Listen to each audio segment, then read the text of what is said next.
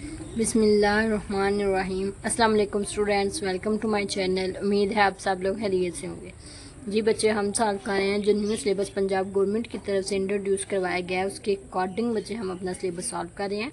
ठीक है, हमने सॉल्व किया चैप्टर नंबर 3 की एक्सरसाइज 3.3 हमने कंप्लीट कर लिया है। अब हम सॉल्व कर रहे हैं रिव्यू एक्सरसाइज, जिसका लास्ट वीडियो में हमने क्वेश्चन नंबर 7 सॉल्व किया था।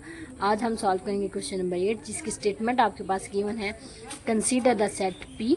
ठीक है, एक सेट पी गिवन है, इसको सेट बिल्डर फॉर्म कहते हैं। ठीक है, ये सेट बिल्डर नोटेशन है। ठीक है बच्चे, जो इस टाइप की लिखी होती है। देन एन क्यू सेट एक गिवन है, जिसका एक्स एलिमेंट है और एक्स की स्टेप में है 2m के m बिलोंग टू नेचुरल। आपने P intersection Q find out करना है। ठीक है बच्चे, तो बच्चे हम पहले इसको टेबुलर फॉर्म में लिखेंगे। पी आपके पास एक ऐसा सेट है जिसके अंदर एक्स एलिमेंट है। एक्स बच्चे किसके इक्वल है? 5m के इक्वल है, वेयर m बिलोंग करता है नेचुरल नंबर से। सॉरी, m बिलोंग करता है नेचुरल नंबर से। ठीक है, अब लिखते हैं नेचुरल नंबर कौन से होते हैं, 1 2 3 अप टू सो। ठीक है, इसको आप जनरल नॉलेज के लिए लिखते हैं। ठीक है, तो पी सेट की अगर टेबुलर फॉर्म लिखें तो बच्चे अगर m की जगह 1 रखेंगे तो आंसर आएगा 5। ठीक है, m की जगह 2 रखेंगे आंसर आएगा, n की जगह आप 2 रखेंगे तो 5 2 टाइम 10 आएगा। n की जगह 3 रखेंगे 5 3 टाइम 15 आएगा। n की जगह 4 रखेंगे 20 आएगा। अप टू सो ऑन ये सिलसिला चलता रहेगा, क्योंकि इसका कोई एंड पॉइंट नहीं है, तो लिहाजा इसका भी कोई एंड पॉइंट नहीं होगा। ठीक है, नेक्स्ट आपने क्यू सेट आपके पास गिवन है। क्यू में भी एक्स एलिमेंट्स हैं, किस टाइप के हैं? एक्स के टाइप है बच्चे 2m, उसमें भी m किसके इक्वल है? नेचुरल नंबर के। ठीक है, तो गेन नेचुरल नंबर्स कौन से होते हैं? 1 2 3 4 वाले। ठीक है, तो आप क्यू अगर सेट लिखने बैठेंगे तो डैट इज इक्वल टू बच्चे m की जगह 1 रखेंगे आंसर आएगा 2, m की जगह 2 रखेंगे आंसर आएगा 4, m की जगह 3 रखेंगे आंसर आएगा 6, m की जगह 4 रखेंगे आंसर आएगा 8। ठीक है, तो ये आपको सवाल चलता जाएगा, क्योंकि यहाँ पे भी कोई एंड पॉइंट नहीं गिवन। ठीक है, कितने नेचुरल नंबर लिखेंगे नहीं बताया, तो नेचुरल नंबर तो इनफाइनाइट होते हैं, लिहाजा इसका भी आंसर इनफाइनाइट होगा। अब आपने फाइंड आउट करना है पी इंटरसेक्शन क्यू। ठीक है, आपने फाइंड आउट करना है बच्चे पी इंटरसेक्शन क्यू।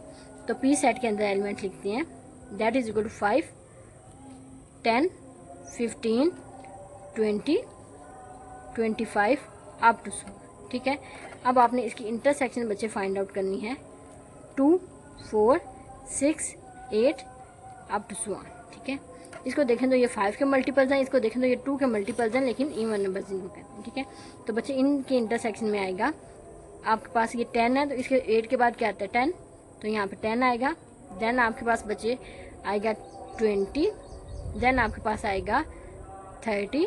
ठीक है, फिर 35 के टेबल में भी आता है और 32 के टेबल में भी आता है। उसके बाद बच्चे 40 के 45 के टेबल में भी आता है, 42 के टेबल में भी आता है।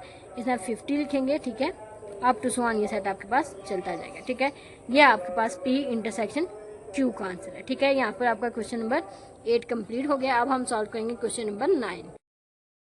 क्वेश्चन नंबर 9 की स्टेटमेंट आपके पास मौजूद है, from suitable properties of union and intersection. ठीक है, डिड्यूस फॉलोइंग रिजल्ट्स। ठीक है, आपके पास प्रॉपर्टीज जो गिवन है, जैसे सैचुरेटेड हो गई, उसके बाद डिस्ट्रीब्यूटिव प्रॉपर्टीज का जो 2 पेज गिवन है। ठीक है, कहते हैं उन प्रॉपर्टीज को यूज करते हुए आपने जो फॉलोइंग रिजल्ट्स आपके पास गिवन है, आपने उन रिजल्ट्स को प्रूव करना है। ठीक है, आपके पास क्वेश्चन नंबर 9 के 2 पार्ट्स बचे गिवन है। पार्ट नंबर 1 की स्टेटमेंट है A intersection A union B, ठीक है, is equal to A union A intersection B. ठीक है, हम इसकी लेफ्ट हैंड साइड को सॉल्व करेंगे, A intersection A union B.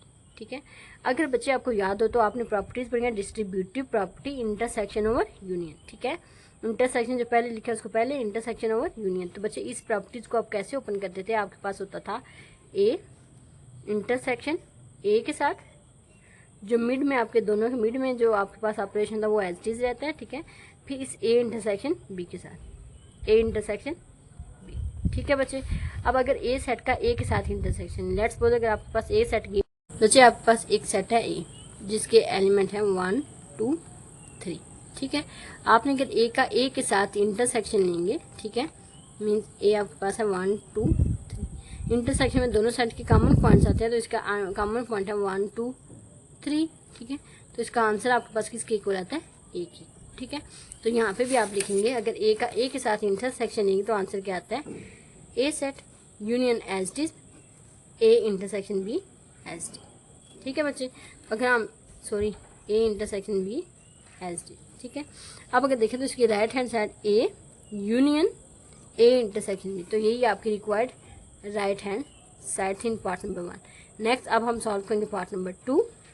ये बच्चे पार्ट नंबर 2 में आपके पास गिवन है A union A intersection B is equal to A intersection A union B, ठीक है। तो हम इसकी लेफ्ट हैंड साइड को सॉल्व करेंगे, A union A intersection B, ठीक है बच्चे।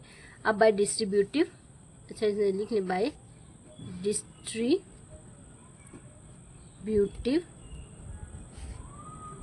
ऑफ यूनियन ओवर इंटरसेक्शन, ठीक है।